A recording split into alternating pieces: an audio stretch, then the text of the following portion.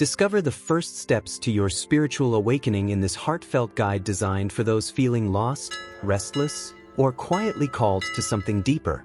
If you've been sensing that life as you know it no longer fulfills you, that you're meant for more, this video offers clarity and guidance. We explore key signs of awakening, ego death, inner healing, and how to embrace your spiritual transformation with trust and truth. Learn how to start your awakening journey with practical steps and emotional depth. Watch until the end, because the answers your soul seeks may be waiting in the final words. There comes a moment in life when everything feels numb, and yet, you sense something deeper is calling you. It's not loud and it doesn't shout. It hums beneath the surface of your routine. You might be sitting in traffic, scrolling through your phone, or lying awake at night when it hits, that strange whisper that says, there must be more to this. That whisper is not confusion. It's not madness. It's the first quiet sign of your spiritual awakening, a shift in consciousness that begins not with fireworks, but with stillness. You're not imagining it. You're starting to remember something your soul has always known. That this world, this identity, this chase, it's only the surface. Something sacred lies beneath. Starting your spiritual awakening journey isn't about escaping reality or renouncing the world. It's not about running to the mountains, shaving your head, or burning sage at sunrise, unless that's what your soul truly desires. At its core, this process is an inward return, a reconnection, a soft unraveling of everything that no longer feels true. It's the beginning of spiritual transformation, not because you become something else, but because you start shedding everything you're not. And unlike the quick-fix culture we live in, this is a slow unveiling, a journey home. Every step you take is part of the spiritual enlightenment path, and every discomfort is a teacher. You know that quiet discomfort you've been feeling lately? That sense of not belonging, even when you're surrounded by people? That's not depression, though it might look like it. That's not failure, even if things are falling apart. What you're sensing is a shift. A realignment, a subtle cracking of the shell that kept your deeper self hidden. Many who go through the first spiritual awakening stages describe this feeling of emptiness, of being lost. But the truth is, you're not lost. You're in transition. It's like a caterpillar dissolving in its cocoon, uncomfortable, yes, but necessary for wings to grow. If you've been feeling this way, you're not broken. You're awakening. You're part of a silent wave of souls being stirred awake, one heart at a time. And you're not alone. In fact, more and more people are beginning to sense that something isn't right with the noise and numbness of modern life. They're looking deeper, into inner healing, into soul awakening, into books for spiritual growth that don't just inform but transform. And if you're here, reading this, chances are your own journey is beginning, not by accident, but by design. Divine timing always works this way. This video is not just another spiritual cliché. It's a compassionate, clear guide for anyone wondering how to start spiritual awakening with honesty, grounded truth, and deep awareness. You don't need fancy crystals or 10-day retreats. You need sincerity, presence, and the courage to question what you thought life was. Together, we'll walk through each stage, from the first inner pull, through the silence, into the shadows, and beyond. These are not just ideas. These are steps that changed my life forever, and I believe they can deeply shift yours too, if you're ready to listen. Some people wake up one day and can't enjoy the things they used to love. Their favorite music feels empty. Conversations seem shallow. They scroll through social media, but nothing hits the heart anymore. That's not boredom. That's the soul stirring. It's one of the earliest signs of spiritual awakening, a subtle yet undeniable sense that something has changed. You start questioning routines, relationships, even your purpose. You might feel guilty for not feeling grateful enough, but here's the truth, it's not ingratitude. It's a call to growth.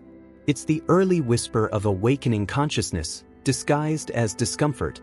One woman shared that she used to love going out every Friday night.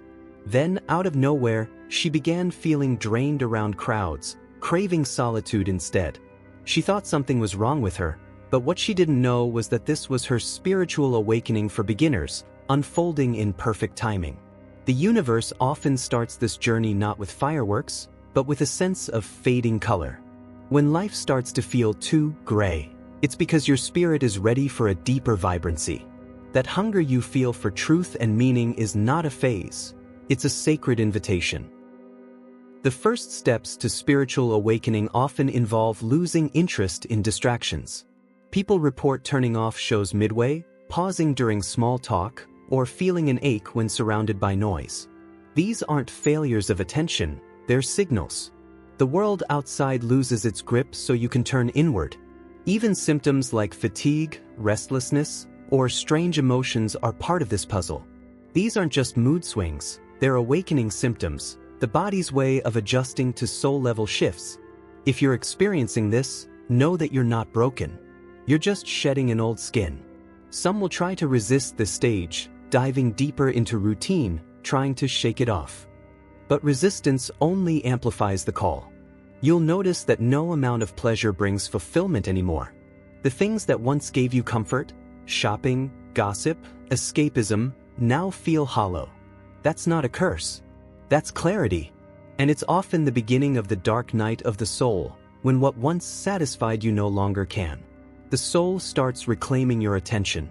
And like a lighthouse in the fog, the yearning for purpose keeps flickering, no matter how much you try to drown it out. Men and women who once chased success above all begin to question why their victories feel empty. That corporate promotion? The applause? The numbers on a screen? Suddenly, none of it fills the silence inside. This is why many turn to books for spiritual growth, looking for something deeper than productivity hacks or motivational slogans. They're not searching for more, they're searching for truth. A truth that makes them feel alive again. That ache in your chest? That's not anxiety. It's your heart stretching into new spiritual terrain. You might start hearing things differently. A song lyric hits your soul, a stranger says something that echoes for days, or you stumble across a quote that feels like it was written just for you. These are not coincidences. These are guideposts. The universe speaks in whispers at first, through moments of still recognition. It might be a memory resurfacing, a dream you can't forget, or a deep sense that you're meant for more. Don't ignore those moments. They are your spiritual awakening stages starting to unfold, one layer at a time. So, if you feel like your life has lost its spark, understand, that's not the end. That's the beginning. It's the soul's first rebellion against the shallow, the fake, the surface. You are not alone. The inner call may be quiet, but once you hear it, you can never unhear it. And if you felt that call, it means your journey has already begun. You've stepped into the first sacred doorway. But what happens when the noise dies down, and all that's left is silence? When the outer noise fades, the inner noise becomes deafening. That's what most people discover when they try to sit in silence for the first time. It's not peaceful right away, it's overwhelming. Thoughts race. Emotions surface. Memories rise from the basement of the mind. And yet, this chaos is exactly what needs to be witnessed. Many avoid silence because it doesn't feel productive. But in truth, stillness is the most radical act of presence. It's where spiritual transformation begins, not by adding more, but by subtracting distractions. The soul doesn't speak in volume. It speaks in space. He remembered trying to meditate for just 5 minutes and nearly gave up. The silence felt uncomfortable.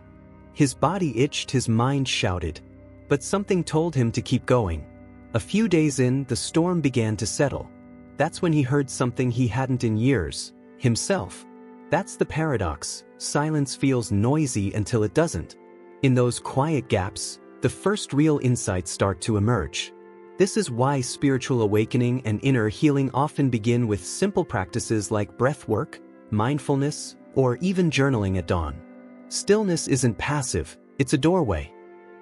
There's a myth that spiritual awakening has to be dramatic, but often it's found in soft habits.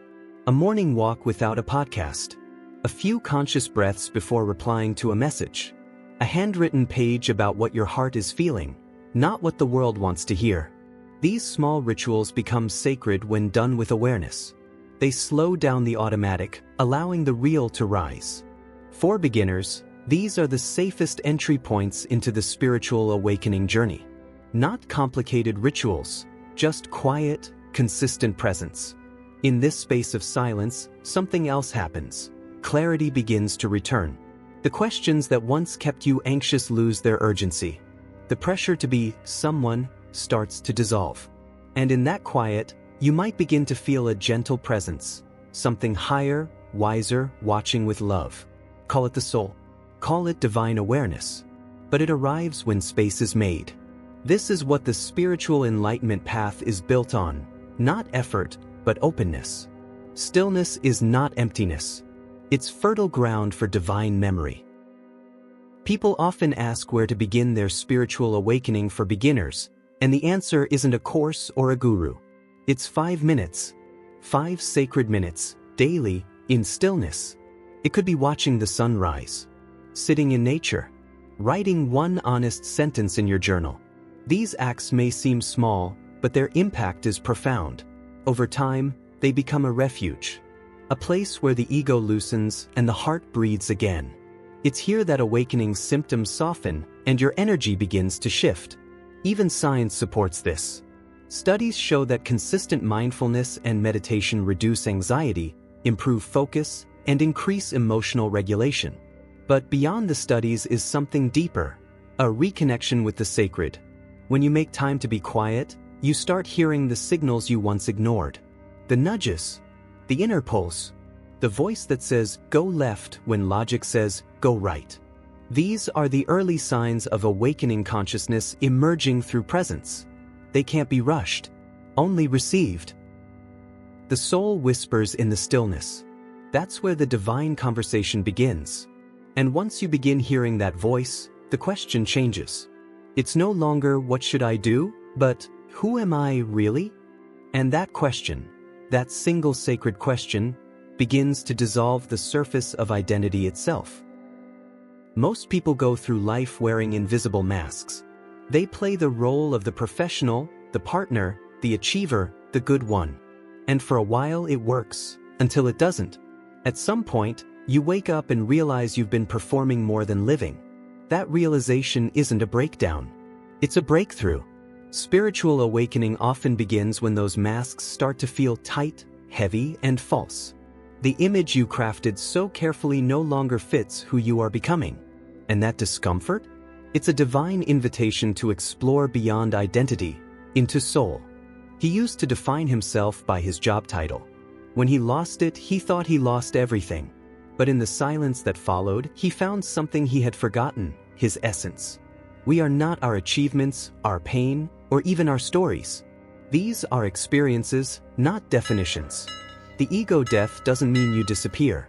It means you stop mistaking the costume for the character.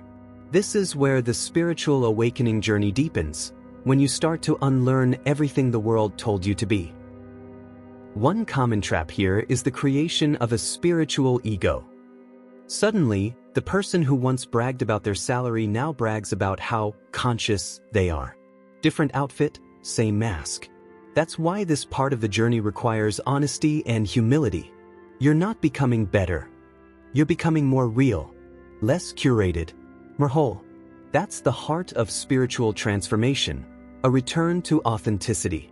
Not a polished version of yourself, but the raw, honest presence beneath all the roles. Think about social media profiles.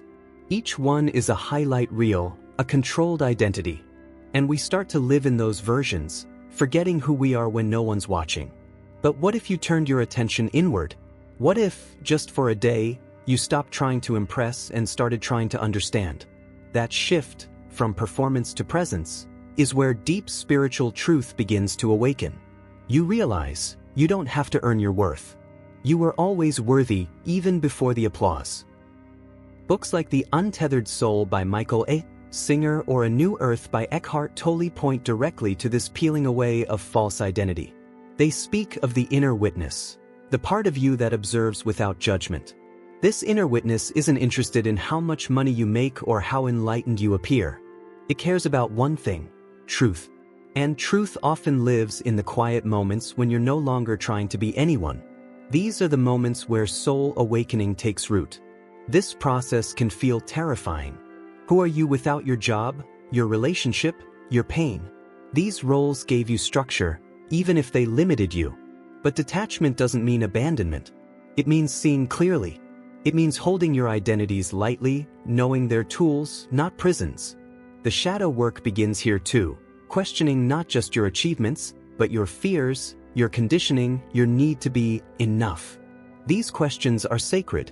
They don't need fast answers, just courage. Who would you be if everything you think about yourself vanished? That's not a riddle. That's the doorway.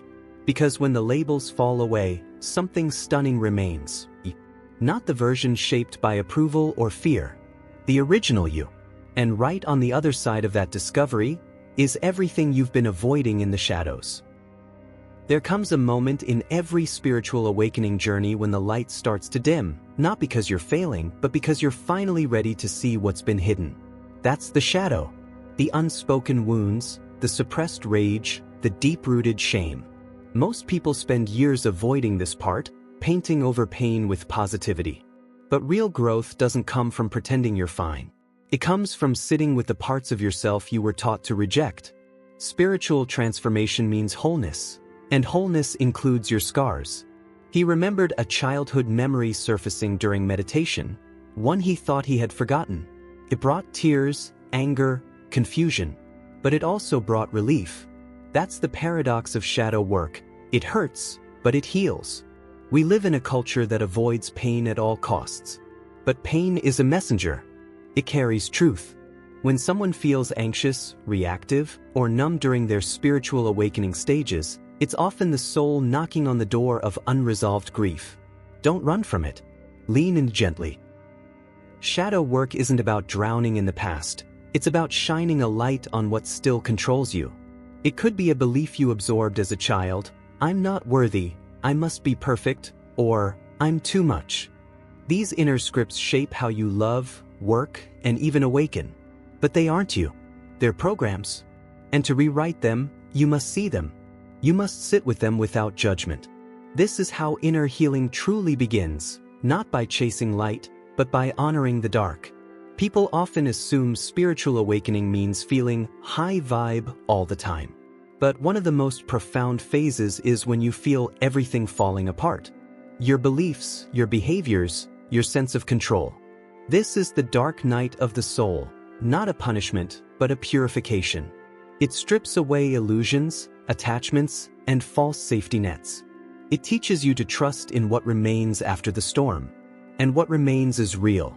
That's where your awakening becomes embodied. In everyday life, this can look like breaking patterns. Saying no when you've always said yes. Feeling rage and not suppressing it. Crying for no reason. Wanting to be alone. These are not signs of failure, they're breakthroughs. The shadow isn't your enemy. It's a part of you that's been aching to be seen. Even spiritual teachers like Ram Dass and Carl Jung emphasize this. You can't ascend without first descending. And facing your inner darkness doesn't make you weak, it makes you whole. Books like The Dark Night of the Soul by St. John of the Cross or Romancing the Shadow by Connie Zweig offer gentle yet powerful guidance on this path. They remind you that the shadow is not evil, it's simply the unloved. It's the little you, abandoned in a memory, waiting to be held. This is why spiritual awakening for beginners must include this truth. It's not all light and love. But it is all grace. Even the darkness is trying to guide you back to yourself. The wound is where the light enters. You are not broken. You're being remade. And once the shadow has been met with compassion, something extraordinary happens. Your soul begins to breathe deeper. But as the layers fall away, there's another question waiting. What do you trust now when certainty fades and the old path no longer fits? After the breakdown, there's often a strange calm. Not because you have all the answers, but because you've stopped forcing them. That's where the journey truly begins, not with clarity, but with surrender. Many people reach this stage of spiritual awakening unsure of what comes next. They've let go of the false, faced their shadow, and now they're standing in unfamiliar space. This is where trust becomes your compass. Not blind faith, but the kind that listens to intuition, that follows the soft pull of the soul even when logic protests. He once walked into a bookstore without a plan, and a book literally fell off the shelf. The Power of Now by Eckhart Tolle. It changed everything. That moment? A synchronicity. One of the many ways the universe speaks when you're listening. When you're truly awakening, life becomes responsive. A song, a stranger's words, a repeating number, a sudden emotion. None of it is random anymore. These are nudges. The divine guiding you through whispers, not instructions. That's the beauty of awakening consciousness. It teaches you to move with life, not against it. People ask, how do I know I'm on the right path? The truth is, there's no single path, just alignment. If your practices bring more peace, clarity, or presence, you're aligned. If something feels forced or draining, you're probably resisting flow. That's why small, consistent rituals matter more than big spiritual performances. 10 minutes of prayer. A morning reading from your favorite books for spiritual growth. A moment of silence before bed. These acts anchor you in trust. They remind your nervous system, I'm safe in this process. This phase requires patience. A lot of it. You won't get a 5-year plan from the universe, but you will get the next step. Always the next step. Whether through an intuitive feeling, a dream, or a sudden clarity during a walk, the path unfolds gradually. And sometimes, not knowing is the lesson. We're trained to chase certainty, but spiritual transformation teaches surrender. It teaches that the soul doesn't thrive on guarantees. It thrives on connection, courage, and alignment with the divine rhythm. One woman shared how she stopped trying to figure out her awakening. Instead, she simply committed to showing up, daily journaling, morning sun, heart-open conversations.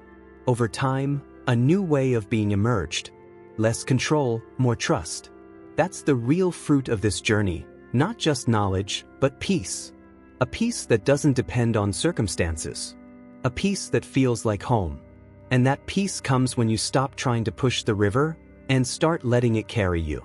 That's the current of spiritual enlightenment. Even modern thinkers like Dr. Joe Dispenza and Caroline Esses emphasize this flow state. When you surrender your ego's timeline, you open to something greater. Call it divine intelligence, the field, the sacred current. And this current doesn't rush. It knows exactly where you're going.